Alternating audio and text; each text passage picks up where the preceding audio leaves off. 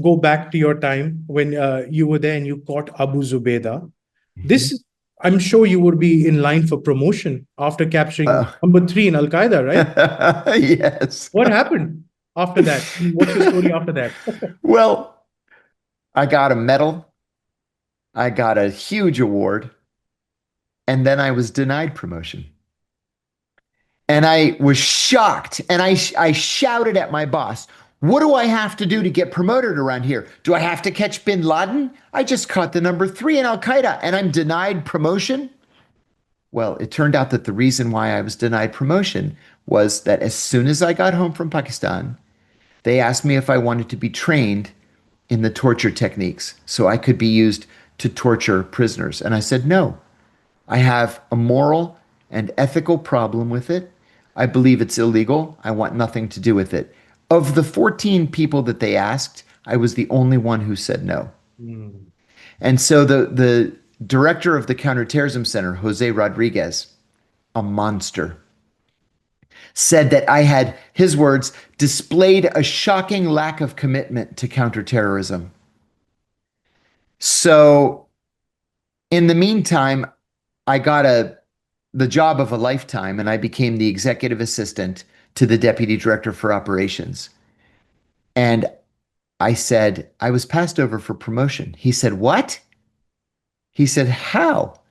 And I said, Jose said that because I wouldn't torture these guys. He said, I'll promote you. And he just signed a promotion. And so I was promoted instantly. So there were those in the setup. Yeah, in the chain of command that were thinking correctly on this issue of torture. Right. But at the end of the day, they were shunted aside, and a decision was made that torture was going to be an official policy. Right. But you blew the whistle on it. I did. You know, the truth, though, is that I just assumed somebody else would blow the whistle. And so I remained silent. And then I resigned from the CIA in 2004. My resignation was effective in 2005. And still nobody would blow the whistle. And so finally in 2007, a reporter called me. And I decided I was going to do it. I was just going to tell the truth. And so that's what I did. And then one would think that you would be a hero for free speech and blowing the whistle on this.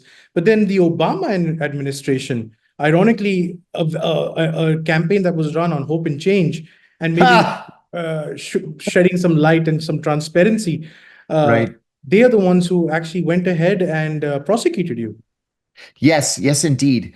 For a number of reasons. First of all, it was John Brennan. John Brennan, who at first was the Deputy National Security Advisor for Counterterrorism and then the CIA director in the Obama administration. It was John Brennan who specifically went after me. John and I always hated each other. I've known John Brennan for 35 years. I've always hated the guy. I thought he was in over his head intellectually. Yeah. And he was one of the founders, one of the fathers of the torture program. And so you had a president who had 2 years of experience. Can you imagine that? Just think about that for a moment. He was in the U.S. Senate for 2 years. That was his only qualification to be president of the United States. And so he was very susceptible to the advice and the biases of the people around him. Well, John Brennan was his lead intelligence advisor.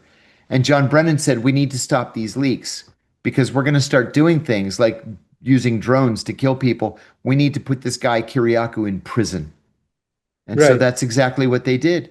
He didn't have any experience. He was in Saudi Arabia as well when he was in the CIA, right? Oh, Brennan had lots of experience. Obama had no experience. Obama was in the Senate for 2 years before he was elected president and had never, ever read a classified CIA document. He had never seen one.